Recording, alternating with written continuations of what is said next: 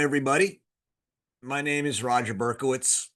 I'm the founder and academic director here at the Hannah Arendt Center at Bard College. Thrilled to be with you today for our virtual reading group. Now, we are reading On Revolution. And when we started this book about a month ago or a month and a half ago, I said some pretty provocative things, which is that, in my view, this is the most relevant of Hannah Arendt's books today. And some of you are probably like, wow, I mean, more so than the origins of totalitarianism or more so than lying in politics. She's got a lot of relevancy today, and people are turning to her and looking for wisdom and insight in her work. And maybe you were thinking, why?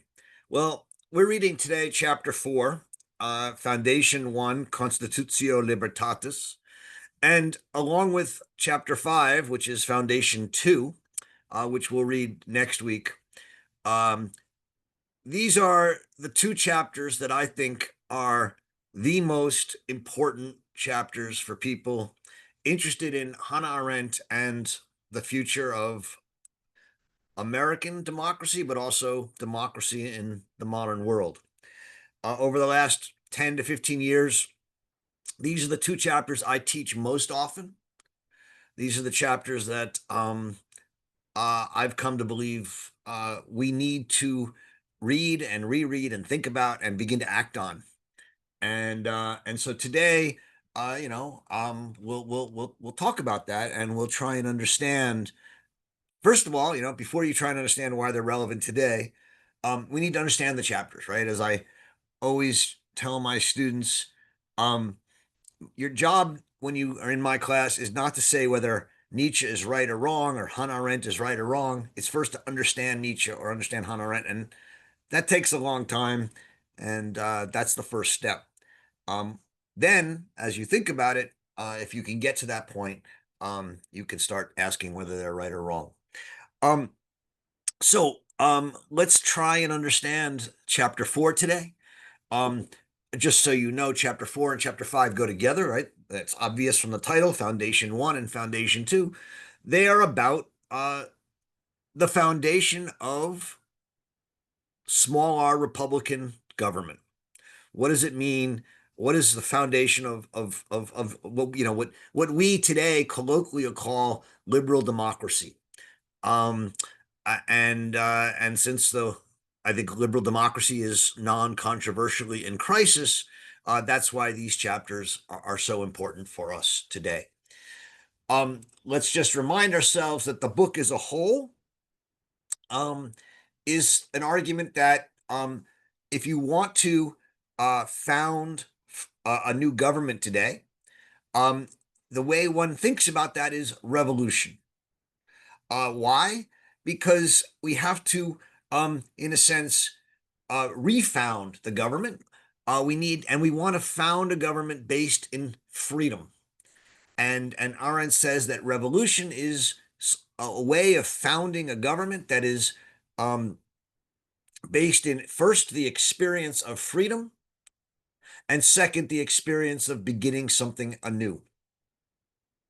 And so what we seek to do is replace the loss of not only divine authority, but also the authority of the current government, which has lost its authority, right? The idea that we're in what she calls a revolutionary situation, in which the power and authority of the current government have been lost, and we want to create a new government, and that's why revolution is so important for us. She says that in the modern era, all attempts to refound new governments have been revolutionary attempts, right?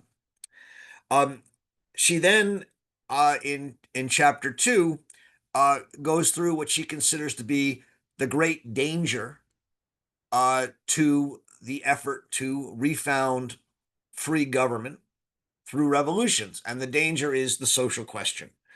The social question politicizes poverty, and it turns the revolution away from its appropriate goal, which is the foundation of freedom, to the goal of uh, social equality. And she says that this is dangerous because, as a rule, when compassion or pity set out to change the worldly condition and ease human suffering, create social equality, it will shun the drawn out, wearisome processes of persuasion, negotiation, and compromise, which are the processes of law and politics, and lend its voice to suffering itself, which must claim for swift and direct action, that is, action with the means of violence. In other words, when revolutions become focused on the social question, they give up politics and thus freedom, and they turn to violence.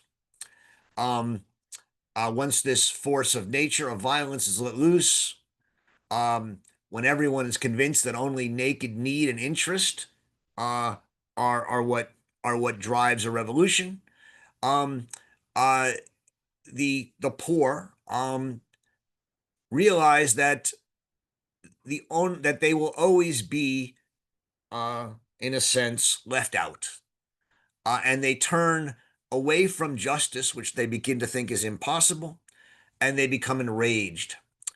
Um, Once hypocrisy of the leaders is unmasked, as she says, because the leaders are always going to have more power, but they're going to try and speak in the name of the powerless. And once their hypocrisy is unmasked, the rage of the populist demagogue will replace virtue. Um, and so that's the danger of the social question when the social question overwhelms the question of political freedom. But if revolutions are about freedom, she now comes to in chapter 3, she says, um, how do we, what is this idea of freedom? What does it mean to seek freedom?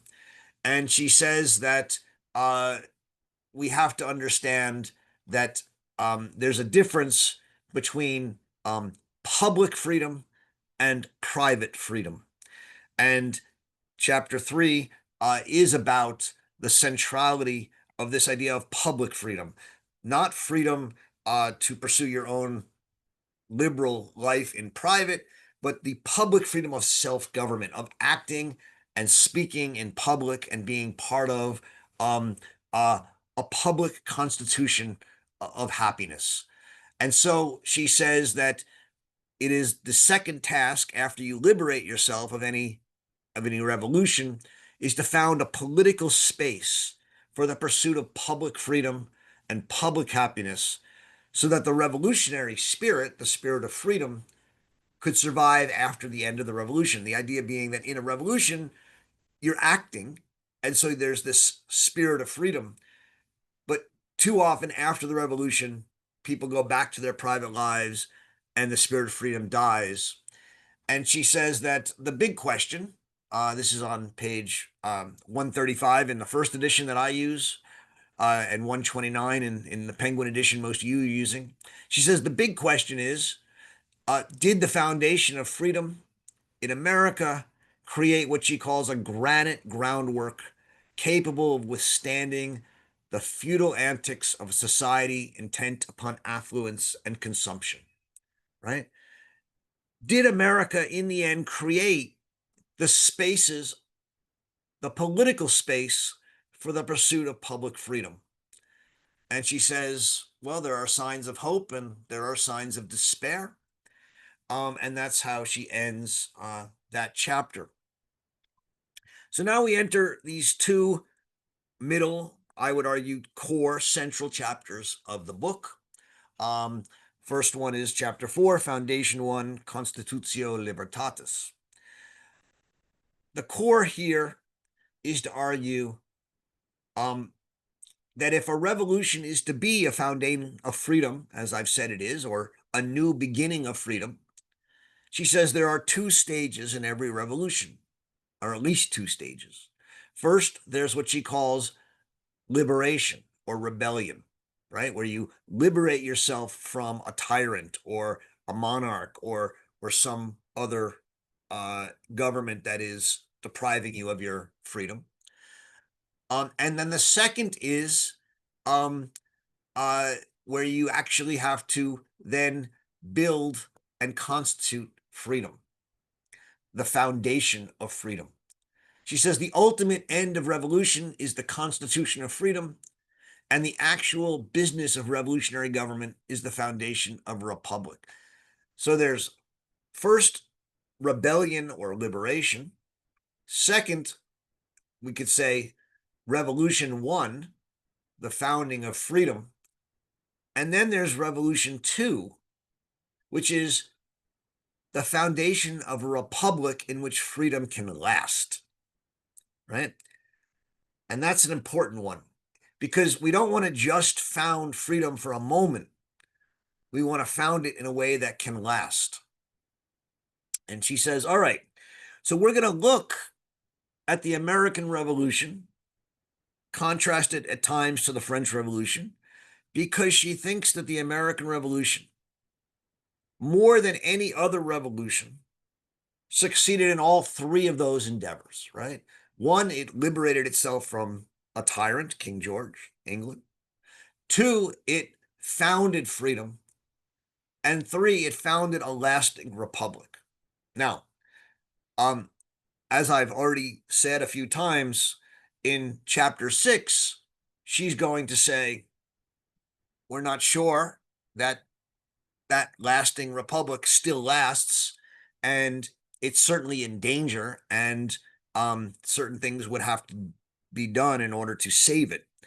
But she thinks, at least for a time, it succeeded in all three of those stages. And so it's important to ask, and she does ask, well, what was new in the American Revolution? What really set it apart from all the other revolutions and foundations that came before it? So first, she says, well, not a few things, right? She says people say that America was a government of law and a limited government. And she says, yeah, but that wasn't new. There were limited monarchies before.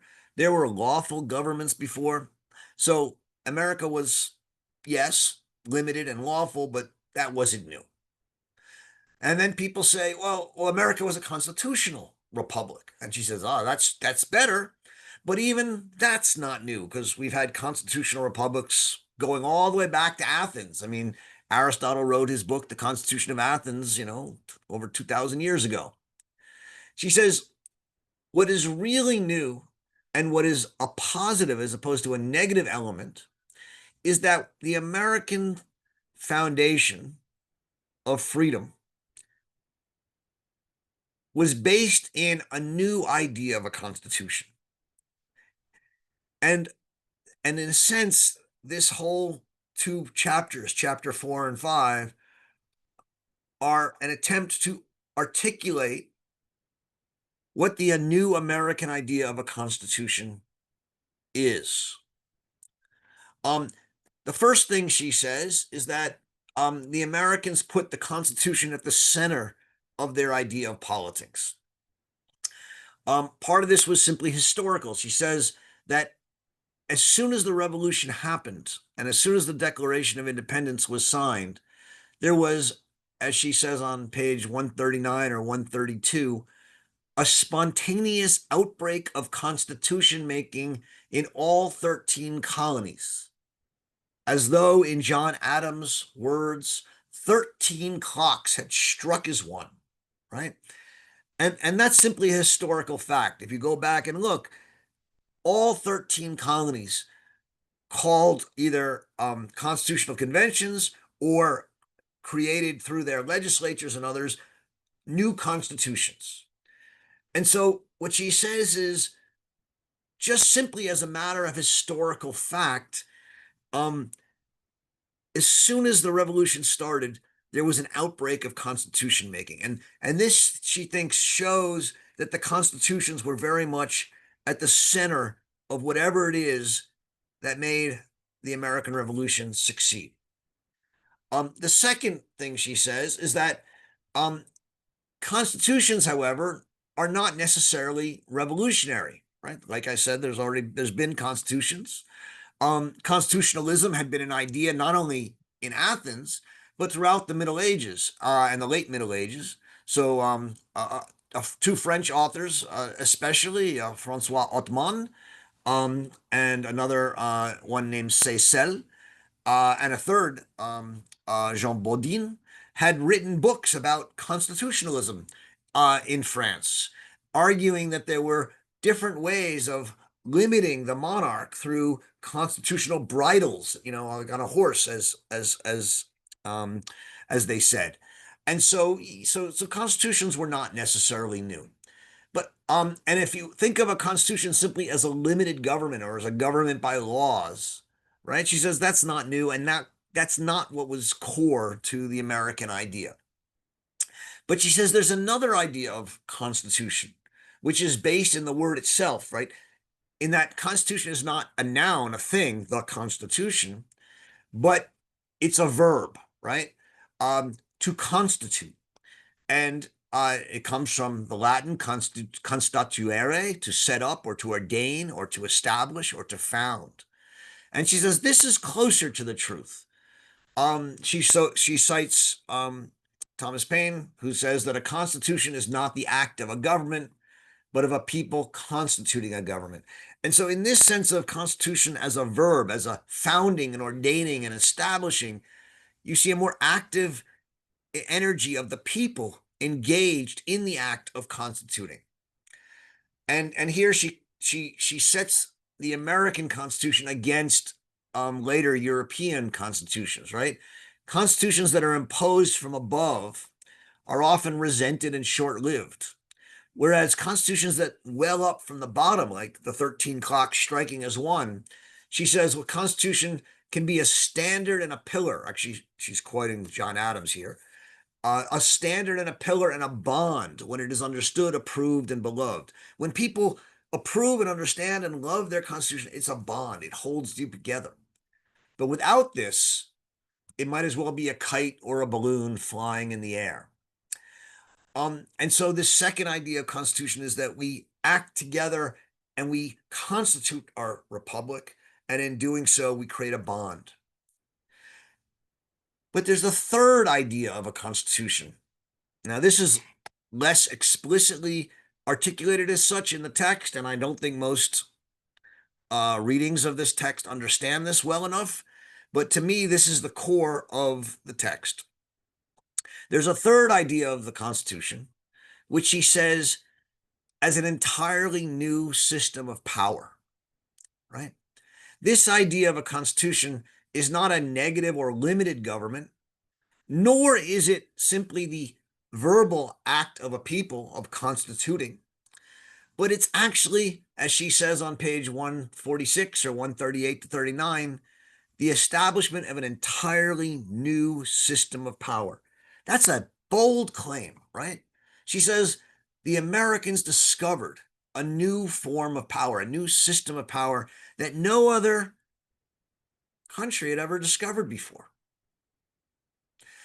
And that the key to this was that they understood that the Constitution was not only to guard against oppression by the rulers, by the government, but also to guard against oppression by society, by the many. So in Federalist 51, James Madison says that it's of great importance in a republic not only to guard the society against the oppression of its rulers, but also to guard one part of society against the injustice of another part, right? To save the rights of the minority from the combinations of a majority. We worry about the tyranny of the majority, right? We worry about the majority. And so she says the founders were not simply focused on unlimited government, but a new system of power that would found freedom. And she starts digging into what the founders wrote and what they did. And she says that the key to understanding this was their reading of Baron von Montesquieu, right? I think most people in political science today still think, well, the American founders were reading Locke, and they were interested in consent, or Hobbes and liberalism. They were. No, there's no doubt about that. But Arendt says that they were mostly reading, and most importantly, reading Montesquieu.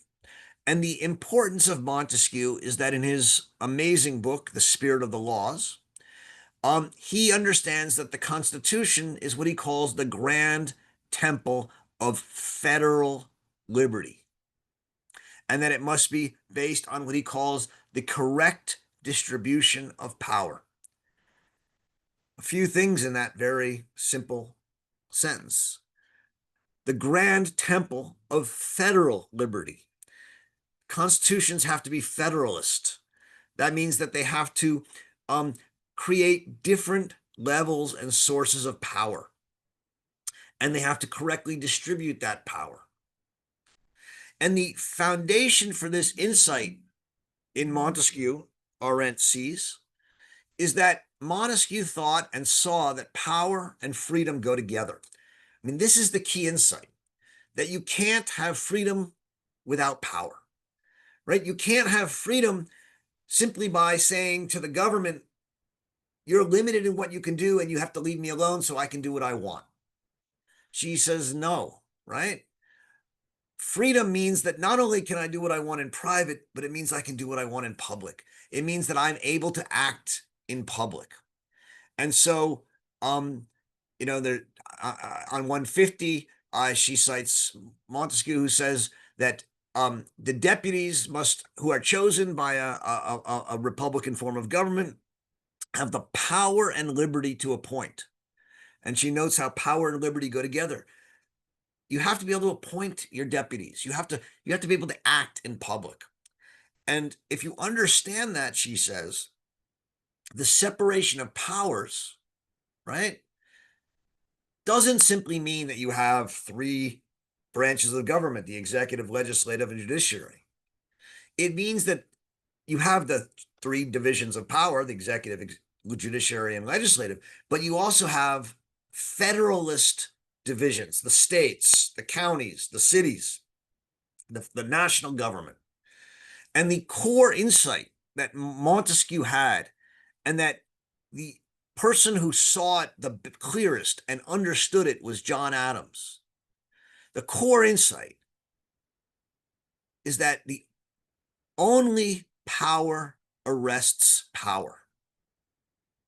Only power arrests power. Power, contrary to what we are inclined to think, she writes, cannot be checked, at least reliably, by laws, right? This is the mistake that we make when we say today, the Supreme Court is not checking the power of the presidency. Arendt says, in the end, the laws are paper tigers. They're always in danger of being abolished by the power of the many. Laws will never protect you. And she says the founders understood that. And so Adams understood that power can be stopped and still be kept intact only by power. So that the separation of powers has to be not just three different points of power, but it has to provide a kind of mechanism built into the heart of government through which new power is constantly generated without being able to overgrow and expand and take over all the other powers. And on page 152 or 144, she writes, clearly the true objective of the American Constitution was not to limit power, but to create more power. Actually, to establish and duly constitute an entirely new power center destined to compensate the Confederate Republic. And Adams writes, power must be opposed to power, force to force, strength to strength. Madison, who also ended up getting this, says, not the states ought to surrender their powers to the national government. Rather, the powers of the central government should be enlarged greatly, and they should thus be set as a check upon the exercise of the states.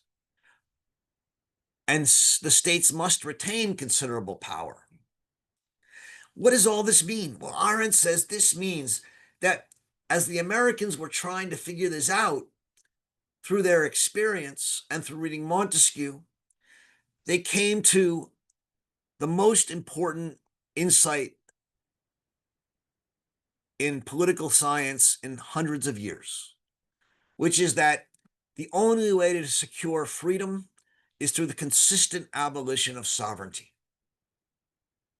And so she writes on 152 and 144, perhaps the greatest American innovation in politics, right?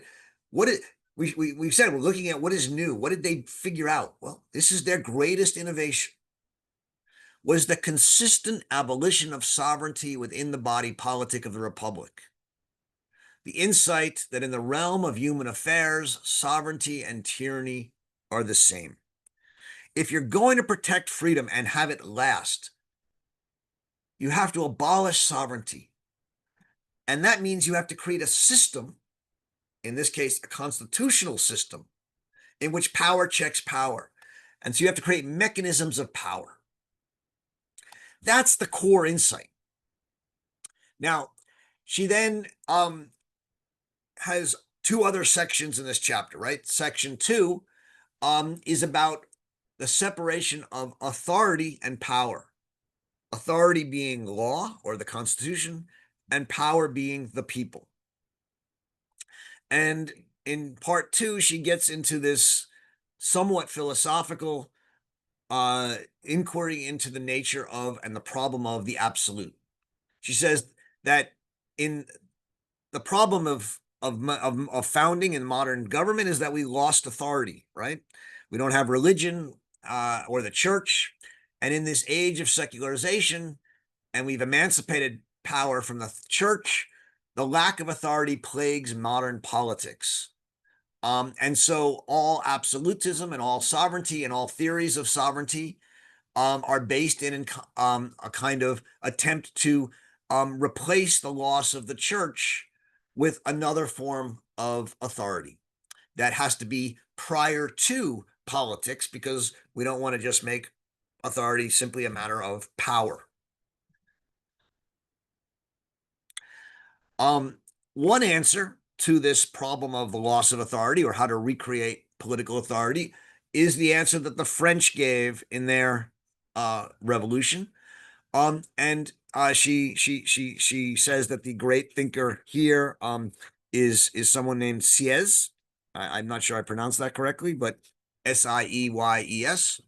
And what he understood was that there was a difference between constituted power, namely the power of majority rule in a constitution, and constituent power, namely the pre-power that legitimates and justifies the actual constituted powers.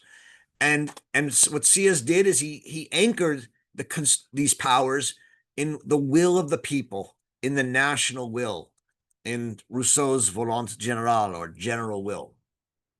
The danger here, of course, is that that's an absolute, and it unifies the whole country under one will, and this leads to all the sorts of problems that we've talked about the last few weeks. The other answer to the problem of the loss of authority is the American answer, which is this new idea of constitution, this new idea, this new system of a constitutional power. She says, while both can be absolute in a sense, only the Constitution can lead to mild government. She says that what constitutions can prevent, as far as humanly possible, are the procedures of majority decisions from generating into the elective despotism of majority rule. Why? Not because there are legal limits on the will of the people, not because of the Bill of Rights or civil liberties, but because they create a mechanism for the generation of new and multiple and competing powers that can arrest power. And so if any one power gets too strong, others will arise to contest it. The states against the federal government of the states, some states against the other states. And she says it's this contest of powers that is the new system of constitutional power in America. Part 3, she now names this system, going back to Montesquieu. She says the American federal system, right? The system of federal constitutional power was the only alternative to the French absolute power of the nation state and the will of the people. That's on page 165 or 157. And so she's now going to develop this idea of the American Federalist idea of constitutional power, the federal system versus the nation state system. And she says that in the federal American system, power comes out of the townships from the bottom up. She quotes Tocqueville, right? Who says that the doctrine of sovereignty of the people came out of the townships and took possession of the state. But unlike in France, where the state became the will of the people, she says when the Americans held to the principle that power lay in the people, that power of the people was not a fiction. It was not an absolute fiction of the will of the people or the nation above the people. It was instead power thought in terms of what she calls a working reality, namely all these different constitutions, all these different town halls, all these different groups. The organized multitude, she writes on page 166 and 1658. The organized multitude whose power was exerted in accordance with laws and limited by them. Her point is that the American Revolution brought what she now calls the new American idea of power and the new idea, American experience of power into the open, right? We have all these new American ideas, right?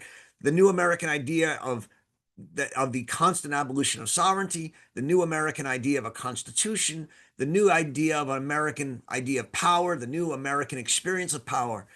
What all of these new American ideas are sort of revolving around in Arendt's thinking is that power is not held by the people as an abstraction or as a fiction, but as an organized multitude. She says that what Madison proposed with respect to the American Constitution, namely to derive its general authority entirely from the subordinate authorities, namely the states, repeated only on a national scale what had done by the states or the colonies when they constituted their state governments, when the 13 clock struck at 1. What they did is they took power not from the people, but from all the different town hall governments and counties. That's a letter that Madison wrote to Jefferson that Arendt cites on 167 or 159. She then ties this back to the Mayflower Compact, even before anyone landed in America, right? The English Europeans, right? The mutual promise, the astounding fact that on this ship in the Mayflower Compact, these people who were often outcasts, who were afraid of one another, had this incredible and unknown confidence that they had the power granted by no one to combine themselves into a body politic and create a Mayflower Compact, write a constitution. It started at the very beginning. And this led to the existence, she says, of a political realm that enjoyed power and was entitled to claim rights without possessing or claiming sovereignty. She ends this chapter with, in my mind, some of the most important writing she ever did on what she calls the grammar of action. On 175 or 167. And in this idea of the grammar of action, that action is the only human faculty that demands a plurality of men, right? Action demands a plurality. Action is about the mutual action. And the syntax of power, that's power is the only human attribute which applies solely to the worldly in-between space by which men are related. Power is about plurality and connection or relation. She sometimes, in writing about Montesquieu, focuses on, for him, the idea of rapport, the idea of the connections, the relations between people. And it's this in-between space in town hall meetings, around when we sit around a table or we talk to each other and we listen to each other, by which men are mutually related and where we combine in the active foundation and we talk to each other and we make promises and we keep promises. That, she says, is the highest human faculty. And it is the core faculty of politics. experience. She says this idea of the grammar of action and the syntax of action comes from experience. It doesn't come from any theory. Experience, when we actually sit in a town hall meeting or sit around a table and talk to each other and we agree on things and we promise to do things, experience teaches that action, though it begins in isolation, can be accomplished only by some joint effort in which the motivation of a single individual no longer counts. The joint effort, she says, equalizes very effectively the differences in origin as well as in quality. So against the French, who had this idea that man is good in nature, the Americans, she said, took men as they are, self-interested, greedy, etc., but said that when they have to come together and act, the action binds them into a community, which, even though that community is composed of sinners, can actually aspire to do great things and aspire to justice. The hope for man, she says, in his singularity lies in the fact that not man, but men inhabit the earth. And in doing so, as a plurality, they form a world between them. That is a kind of human worldliness that will save men from the pitfalls of their human nature. And so she ends by saying there's an element of world building capacity of man in the human faculty of making and keeping promises. The chapter actually ends with one last beat to it, and it's a transition of sorts. What she says is that in distinguishing power, right, this power to act, from authority, we have to understand that both authority and power are needed for the foundation of Republican freedom. That while power, she says, and this is what this whole chapter has been about, power. She says power was something available to the Americans in a way that it hadn't been to anyone. So this new idea of American power, this new idea of power centers, she says that came from the experience that the Americans had where they were basically left alone and had to constitute their own governance. And she says that chapter 4 has been about power and this new American rebirth of what she calls an old Roman idea of potestas in populo, that power resides in the people. It's about this new American experience and the new American concept of power, that power is in the people. But now she says power alone is not enough, right? She says that the colonies had always known this in a certain way, and it was reflected in the fact that even though they had town halls and assemblies and city governments and state governments, they always knew that the authority rested in the king in England, in royal charters and the loyal attachment to the king. So they had the experience of power, but there was also a higher authority. And she turns back to Rome, right? And there's, if you go to Rome and you see written into all the buildings, SPQR, right? Senatus Populusque Romanus. It was sort of the motto of the Roman Republic, and it means the Roman Senate and the people of Rome, right? Namely, that power and authority. The power is in the people, and authority is in the Senate. And she says this was the foundation of Roman government. And the Americans knew instinctively, she says, that in addition to this new concept of power, they also needed a new idea of authority. And that's what they set out to build. And she says, I'm going to talk about that in chapter 5. And so we'll get to that for next week. But it has to do with the Roman Senate, right? Just so you know. But of course, in America, the Senate is not part of authority. It's part of the legislative power. And she says the great innovation of the Americans in the question of authority is that they transferred power from the Roman, I'm sorry, they transferred authority from the Roman Senate to the Supreme Court and the Constitution. And that's going to be her argument in chapter 5. Okay, I'll stop there. As I said, this is her argument about how to found and keep freedom, something that many of us are concerned with. And let's see how it goes.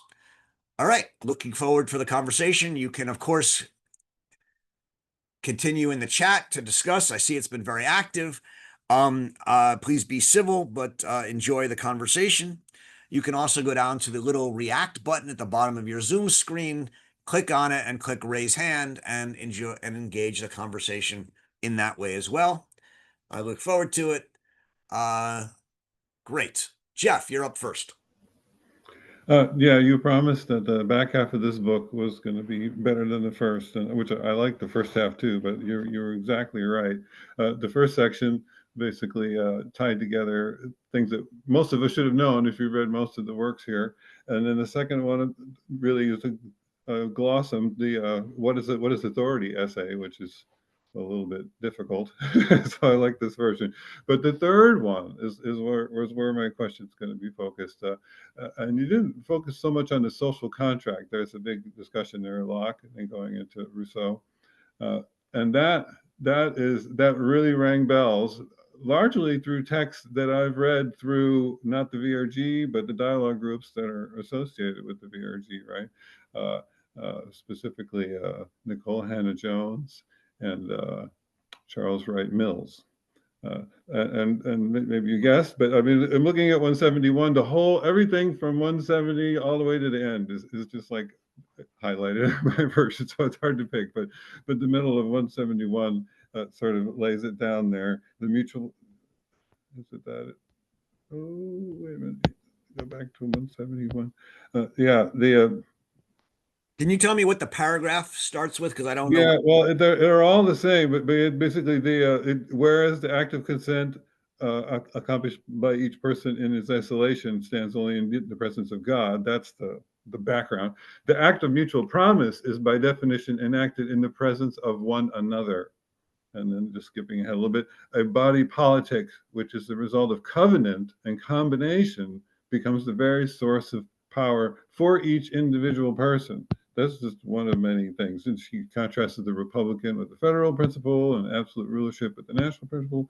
And it just goes, everyone is like this. But this social contract is, it came to mind very clearly when I was reading Charles Mills, although maybe it wasn't explicit because other people kind of wanted to look the other way. But basically, in other words, the reason for bringing Charles Mills here isn't that we need to read it and know what's going on. I can give you enough of a summary that you can figure it out. Is that he's explaining what went wrong with it, right? I mean, and we still have a bit of this in our end, I think, which is that she's assuming that when we get together in groups and do things, that we're going to pick the right things.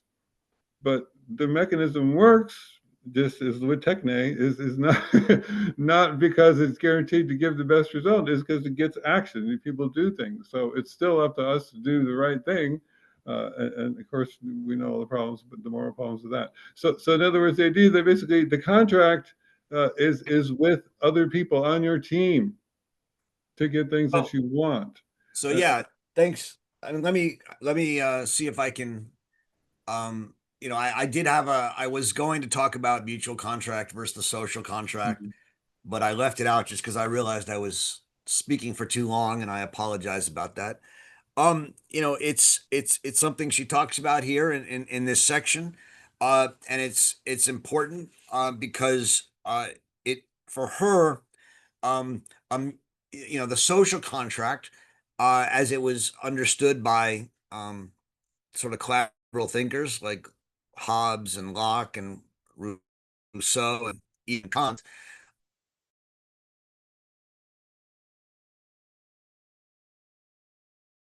In doing so, um, uh, it has nothing to say about what she calls public happiness or power. It leads to the great mistake of sort of liberalism that she fights against her whole career, which is to say that we outsource government to another class, an elite political class, so that we can simply pursue our bourgeois freedoms, in private life. And so she's not a huge fan of the social contract tradition. But she says there's another way to understand contract, which she thinks was more apt and more real, experientially real in the colonies, which was the mutual contract, which is that it's a contract enacted in the presence of another. Um, and in this sense, it's independent of religious or um, it's simply power constituted by what she calls a promise. Um, and it's based in the Republican principle that power resides in the people, not in giving up power to a ruler. Um, and so this is the idea she talks about in this section. She says that this idea of a contract is not a theory. Um, it's something that simply we learn from experience. Um, and so it's part of this American experience of power that she's building here. So it is part of her understanding of this American experience of power. So yeah, I think it's an important part. You know, it's important, especially for those who study political theory, because it's her sort of rethinking and rereading the social contract tradition. But so yeah, so I think it's good that we brought it up, and I thank you for it. Um, Great, thank you. John. Hi, Roger. I'm trying to translate this book and our discussion of it into local action. Um, I am involved in local politics. Um, and it seems to me that when she talks about the grammar of action, which requires a plurality, and the syntax of action, which involves connections and relations, what it boils down to for me, in terms of our present political moment, is to find common ground. That is to say, to sit down with people who disagree with me, and I say, okay, I disagree with you on this and that, but where can we agree? I've already talked to one of the Republican members of our all Republican Township Committee and floated the idea of having some kind of a forum, a community forum, dedicated to finding common ground and to the end of getting mutual contracts, if not promises, moving forward. It seems to me that this is an essential activity of our time right now so that we don't end up in a civil war and hating each other. Um, and so is that a correct understanding of this notion of mutual contract that would say come out of the old New England town meetings? Yeah, I think exactly. Um, I mean, yes.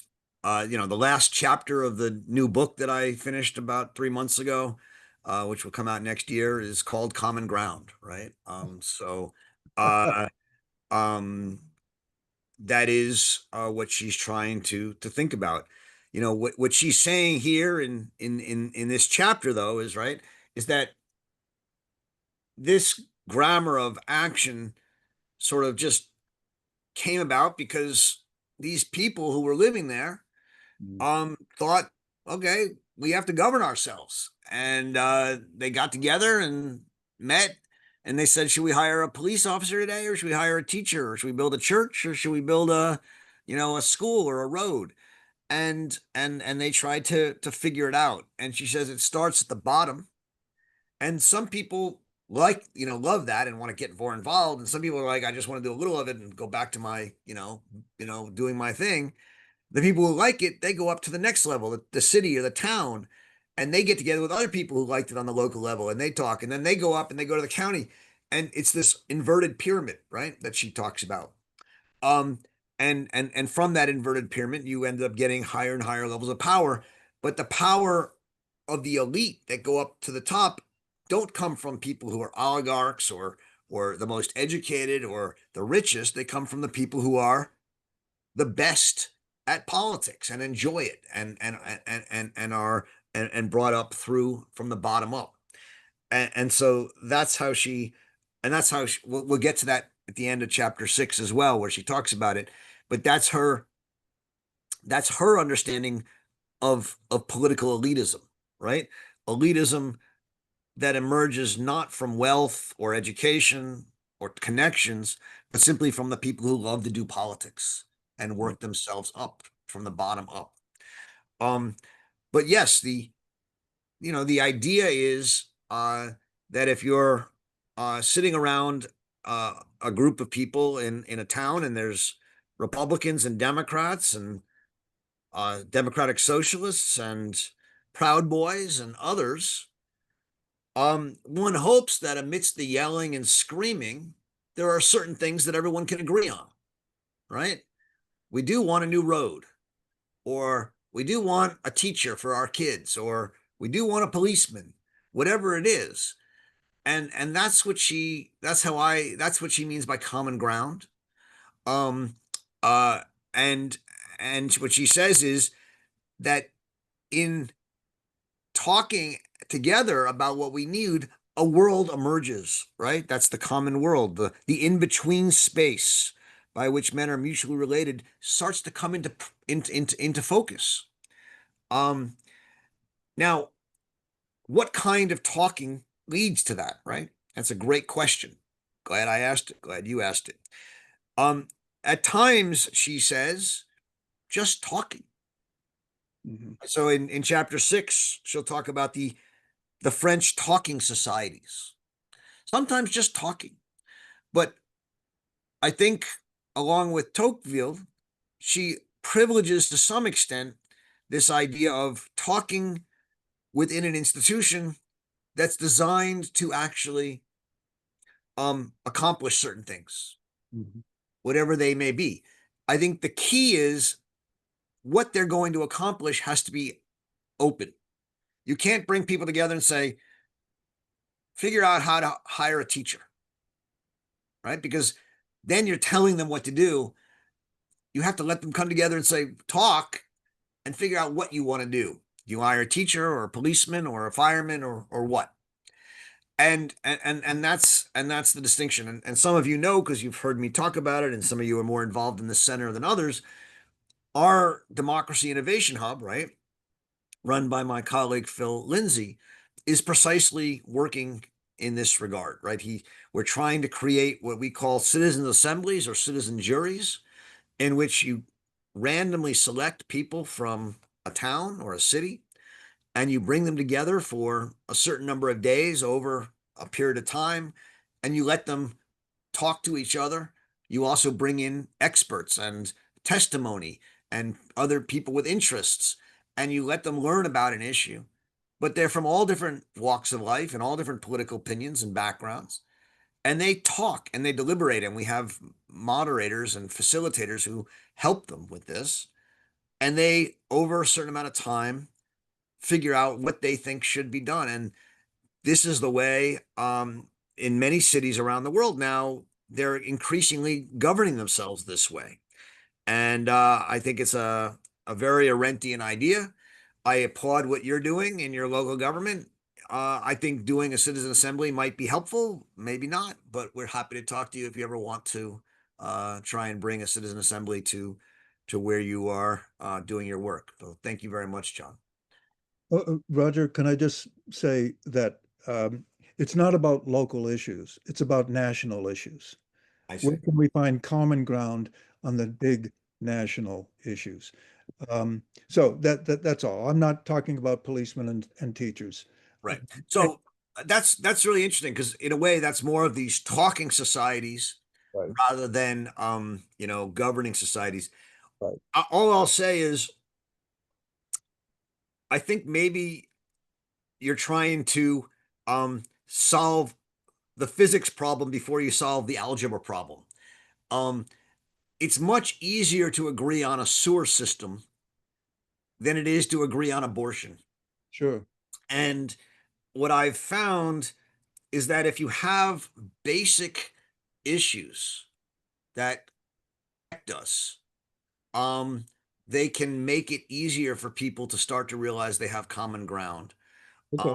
So, and I think local issues are easier to agree on than national issues. So, just if you're having trouble, maybe pull it back and talk about you know something more local that people can all agree on. Thanks, Roger. Yep, Jason.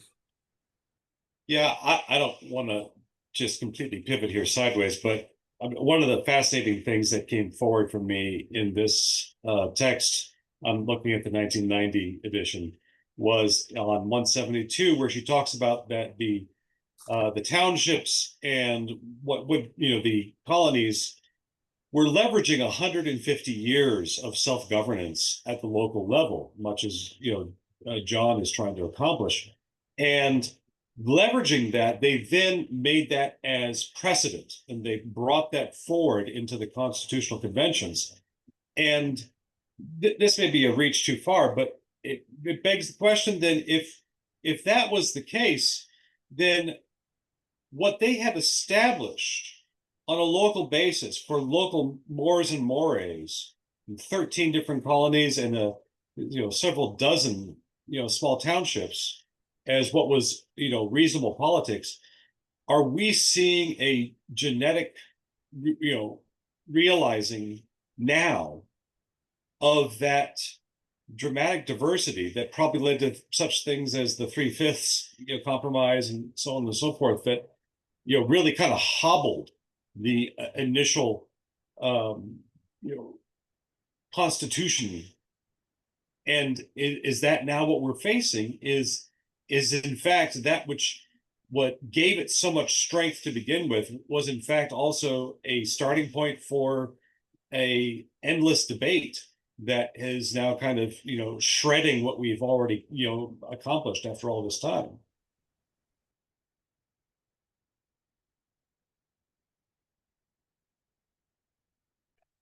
I'm not sure I understand. I mean, there's a lot of different parts of your question, Jason, and I'm not sure I understood it. Um, can you, in a one sentence, articulate your question or not? Did the innovation of bringing forward the 150 years of self-governance as principalities and small towns within um, the New World, did ratifying that and bringing that forward as essential to um, the constitutional conventions as established precedent, did that create the arguments that we face today?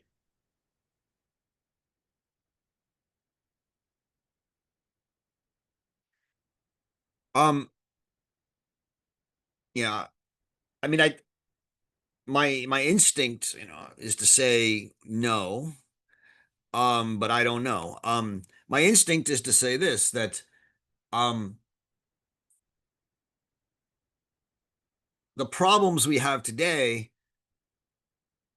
which stem from many things, um, are within the context of this chapter,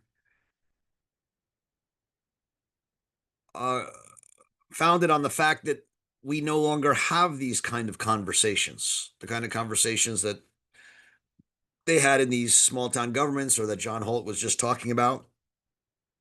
Um, that we have, in the context of chapter 3 of the book, we have largely traded public happiness for private happiness, and we've outsourced government to a political class. And we have lost our habit of sitting around a table or in a town hall or in a whatever institution there might be with people we disagree with and finding common ground. Um, uh, to the extent we care about politics, and many of us do, we largely do so as a means of, you know, in a sense, enjoying our identity and learning to love our people who agree with us and hate those we disagree with. But we don't actually engage in this, as you called it, 150-year practice of self-government and learning to build and constitute together a common world. Arendt will come to think in the last chapter, come to argue in the last chapter, right, that the greatest mistake of the Constitution was not establishing a constitutionally structured space for such conversations. And so, you know, now, having said all that, there's no doubt credence to, I think, what's lying behind your sentence, and was also lying behind the first question as well, right? That we have a much more diverse population today than the voting population, or the legally, voting population was at that time. And that, I think some people would say that compounds the problem. And I'm not going to deny that it might, but I don't think that's the real issue. I'm a big believer that even amidst the incredible plurality and diversity of the moment, if people sit around a table, or sit in a town hall meeting, or sit in a ward system, or wherever it is, and talk to each other and listen to each other, they can find common ground. I just, I fundamentally believe that, and I've seen it happen over and over again in my experience. It's not just an abstract article of faith. I think it's true in real life. So to me, the problem is not that we now have more diverse, and dissonant voices. It's that we don't have the institutions and the habit of learning to develop common ground amidst our differences. Donna. Thanks, Roger. Well, good Morning. morning, Donna. Yes, yes. One thing I like about getting up at this time of day is, metaphorically, I start in the dark, and as we finish, the sun is coming up, so it lightens up. So there's lots of things there we can talk about, I think. I was going to, my main question was about the social contract, and I guess we've covered that. So I'm happy to leave that. But the other point that struck me, I'm currently writing a piece on the Japanese constitution, and I guess all this talk about constitutions was of interest. And I guess, just by way of comment, I mean, I'll look particularly on page 144, a brief glance at the various destinies of constitutional government outside the Anglo-American countries. That paragraph there, what is interesting about the Japanese constitution in this context is that it was written by the Americans during the occupation, what is now the 1947 constitution. Recognized as being written by the Americans, passed through the Parliament in 1946, promulgated in 1947. Basically, word for word, it was written in English and translated into Japanese. And it's not been amended in the almost 80 years since, which I think is kind of an interesting point. And so this section here, particularly where she says whether it was written by the people, or where the authority came from the people, whether it came from elsewhere, is just a kind of interesting counterpoint to what she talked about with constitutions there. So really, that was just by way of comment to talk a little bit more about examples outside her usual area of. Can I ask a question? Because I'm not an expert at all on the Japanese constitution or the Japanese political system. is the Constitution in Japan um loved or seen as a meaningful document from people, or is it Look, not? yeah, this is partly what I'm writing about at the moment because the main contention in it, it does have, I will say, words from the American Constitution. It does include the phrase, the pursuit of happiness in Article 13, believe it or not. The most contentious article is Article 9 of the Constitution, which is the so-called Peace Clause, the one which basically was written in to prevent Japan the right of belligerence, the right to go to war, the right to possess any military force at all. So obviously, although it hasn't been amended through legislative process, they've got around that question, and that is at the moment the most contentious article. And with the new Prime Minister coming in as a former acolyte, an acolyte of the former Prime Minister Abe, that debate comes up again and again. So the percentages are reducing somewhat, but still more than half the population want to keep Article 9. They treasure Article 9 as a particularly important part of their post-war identity. But the hardline right wing, which is sort of on the up again in Japan, wants to amend that particular article. And so there is a debate. And what does come up in those in the arguments, particularly by the right, is they say, well, look, this isn't even our constitution. We didn't write it. It was written by the Americans. So really what we need to do is start again. So I just thought that particular section there kind of resonated a little bit and was probably helpful for what I'm writing at the moment. So Yeah, I think it could be. I mean, John, that John Adams line, right? That a constitution is a standard, a pillar, and a bond when it is understood, approved, and beloved. But mm, without this intelligence and attachment, it might as well be a kite or balloon flying in the air. I mean, what's yeah. interesting from what I hear you saying is that for many people in Japan, even though the Constitution was imposed and written from outside and translated, at least Article 9 has become part of their identity and Mm. they take it seriously. And I think that's quite interesting. And um, we will talk much more about this next week in chapter 5, because as I said, Arendt is going to make the argument um, that the Americans needed not only power, right, but authority, and she's going to argue that the seat of authority in the American system is going to be in the Constitution and the Supreme Court. Um, uh, and it will be interesting to see whether that makes sense within the Japanese context or not. It sounds to me from what you're saying that it doesn't really fit. Yeah, well, yeah, that will be the interesting point to look at a little bit further, I think. Thanks. Yeah, but I think that would be.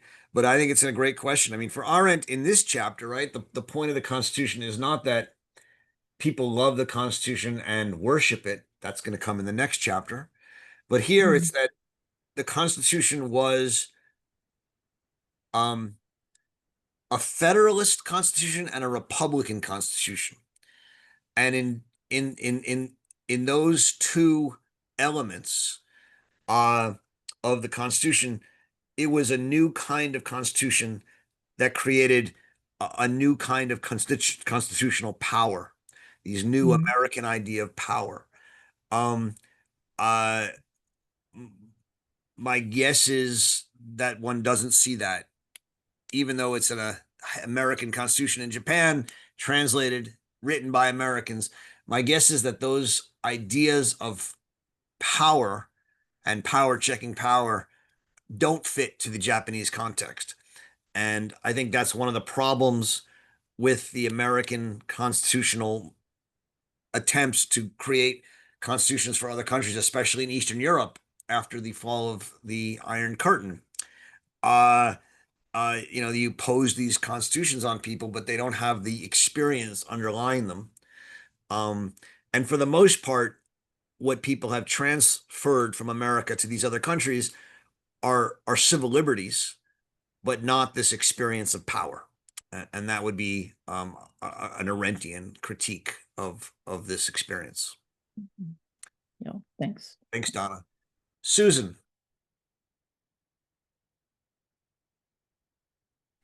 Yeah, I just wanted to weigh in about the democracy deliberation and this idea of common ground. I've spent most of my 50 years working on this, and I have to credit Arendt with this.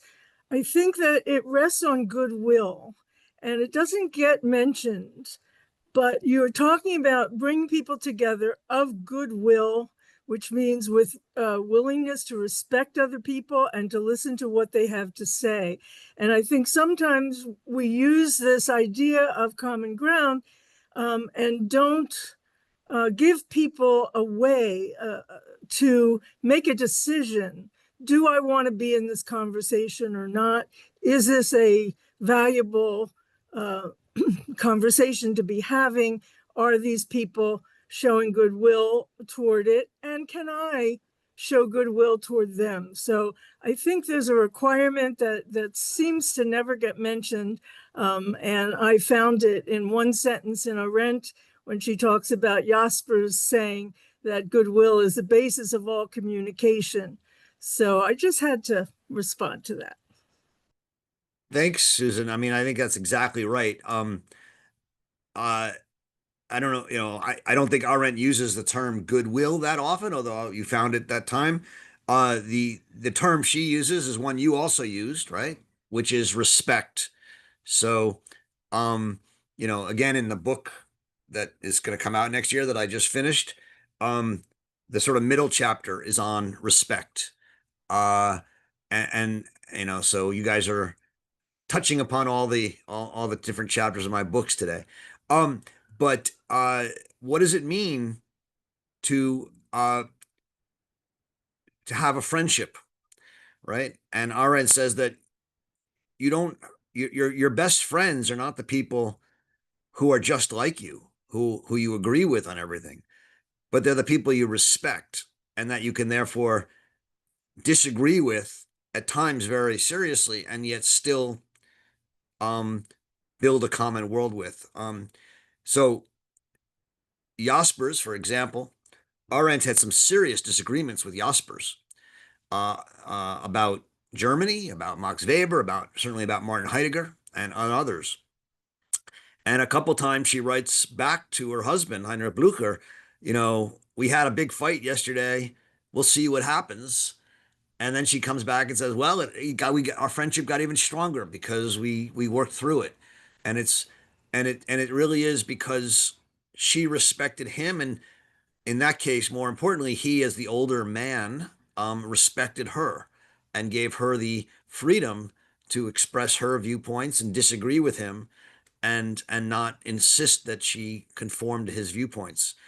Another of her friendships was with Kurt Blumenfeld, who was again another older man who she was very close to, who ran the German Zionist organization. And after the war, he moved to Israel, and she went to New York. And at one point, she writes and sends him an essay she wrote called Zionism Reconsidered. And he doesn't answer. And then she writes him again and says, I know you don't like it, but was it that bad? And you could at least talk to me. And he doesn't answer again. And then finally he answers and says, all right, I'm going to write you. And, I'm going to tell you, I think it's terrible, but friendship is more important. And she writes him back and says, well, just remember that friendship always exists on the knife's edge. It's one of the greatest. I just love that line. And yet what the point is that friendship exists on the knife edge, but it exists and bases itself on respect. That's personal friendship. But her whole argument and the argument in my book is that the foundation of personal friendship for her then gets the idea that you respect people who are different and have different views, and you build a common world with them or common ground, is for her the foundation for all political bond and political friendship. Oh, And Roger. yes, Bill. Sorry, I apologize, Susan. I apologize, but I feel like there's something about the way we're talking, Roger, that makes us feel like a bunch of Pollyannas. Um, you know, the people in power right now don't want. They're not the people that sit across the table from me who I disagree. They actually want me to be afraid of them. And they're made it very clear that their strategy right now is not that I, quote, respect them because they are right, but because they are powerful.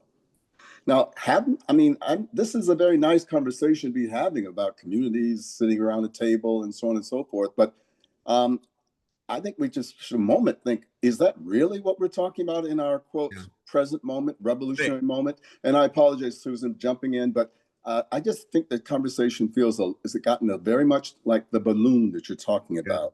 And it's good liberals feeling good about how open-minded we are. But I don't think that's what's really happening. The gloves have been taken off. Thank you very much. Bye-bye. Yeah, no, Bill, it's a great question. And in a way, it was to some degree the question that Teju Cole and I were arguing or talking about at the conference. But let me try and answer it and answer you, because I think it is the question. So the penultimate chapter of the book, sorry I keep doing this, is called but what are the limits of friendship, right? Who are those that we can't be friends with? Are there people that in a sense we can't respect? And what happens in those cases? Um and and I think Bill is raising precisely that issue. Are there people who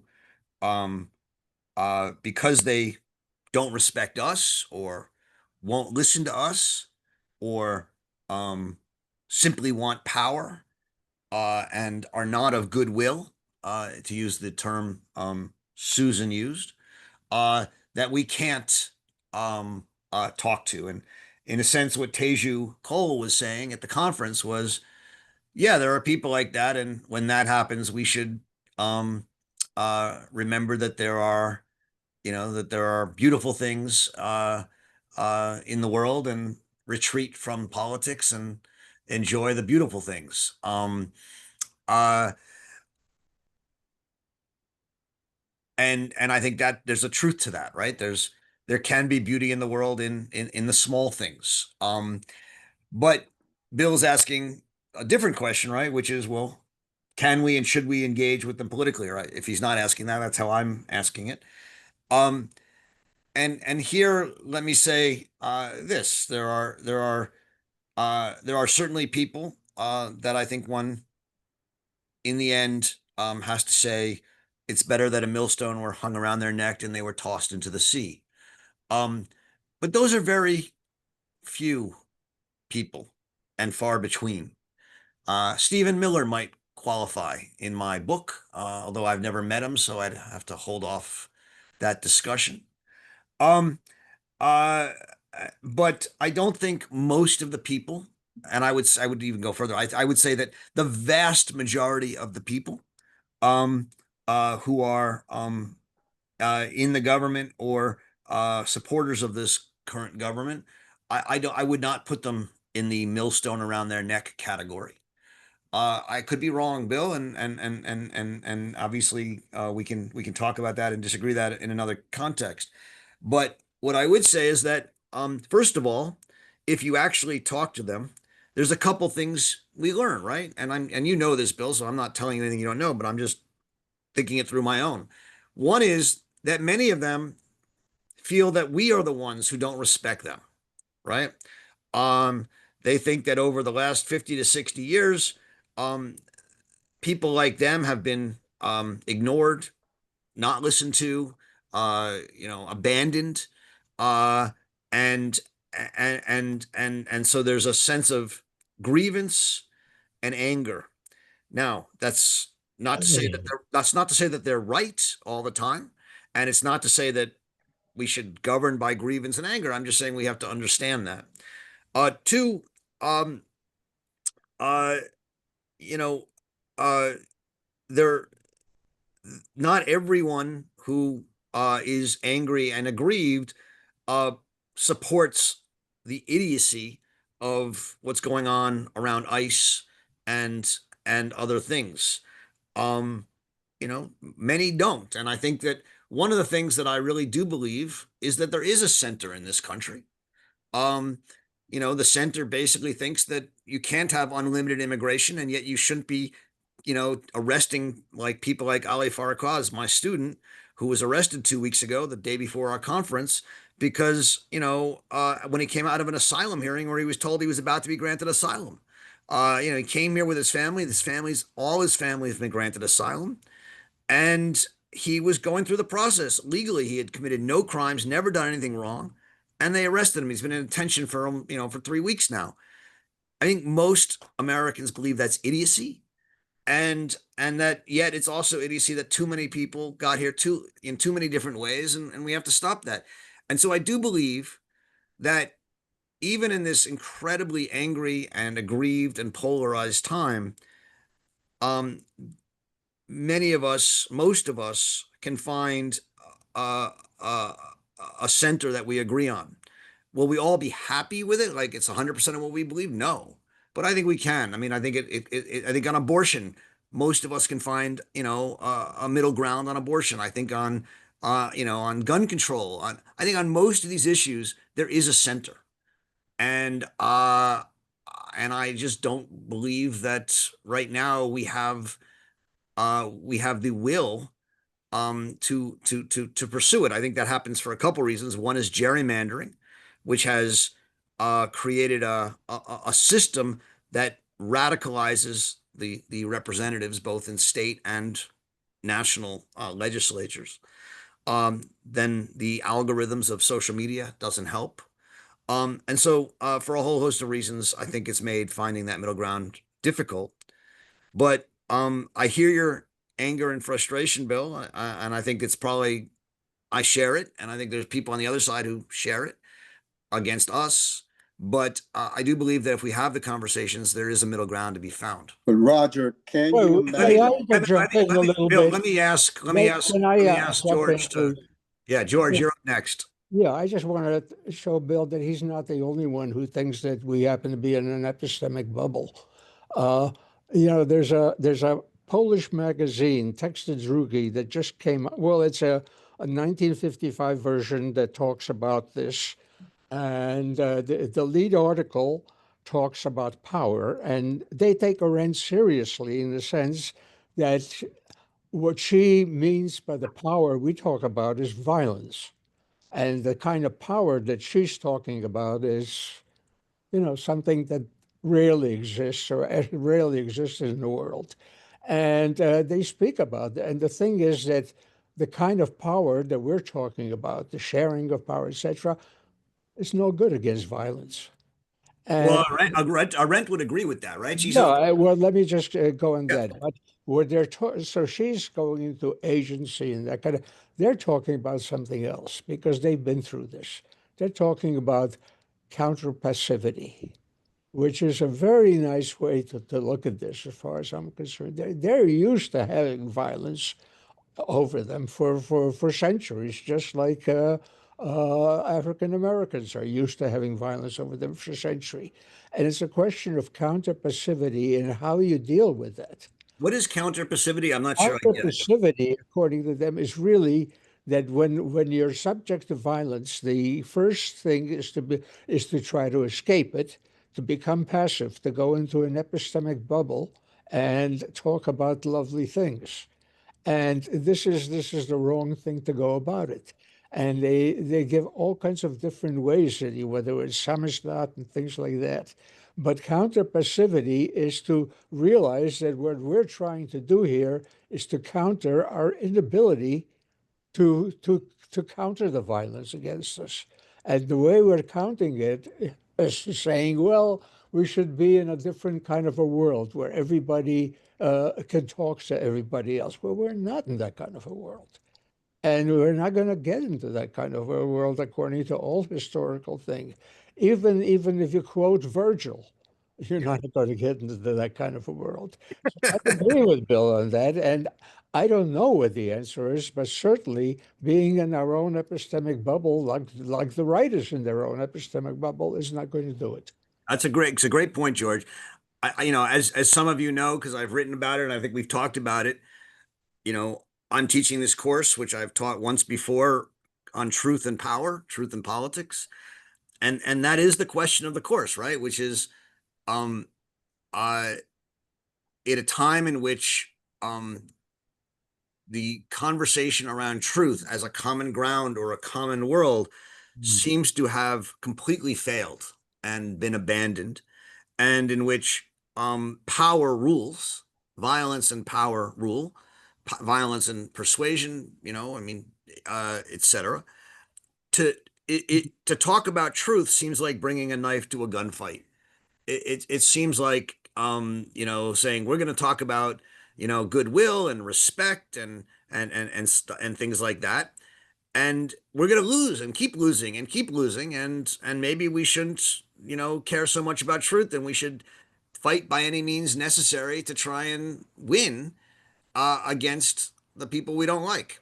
And so I think that's how many people feel. And I think you're seeing it. I think what you're seeing it happen on the left and the right. Um, all I will say, right, and I'm not against it. I think it's a legitimate and important question. What Arendt herself says about it is that um, power can never build a common world.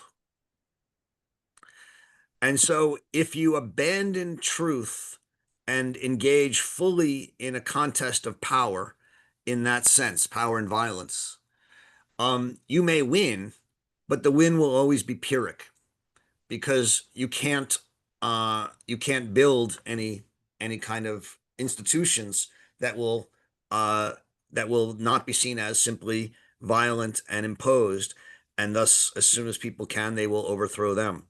And so, in a government of power, you have government by decree, by presidential decree, presidential executive order, and then a new president comes in and they undo them. And you have institutions that last 2 to 4 years and then they get undone. And Arendt's view is that in the end, that's not a civilized way of living. It may be that at certain times, it's your only choice is to meet that kind of violent power with violent power. But it's, I think, worth considering her insight, which I think is right, that you'll never build a meaningful human world that way. And the question then is, once you engage in everything's about power and you admit that everything's about power and you fight power with power and you give up on truth and you decide to lie and cheat and and kill in the name of getting your way, and it may be that that's the only way you can win right now, how do you pull back from it?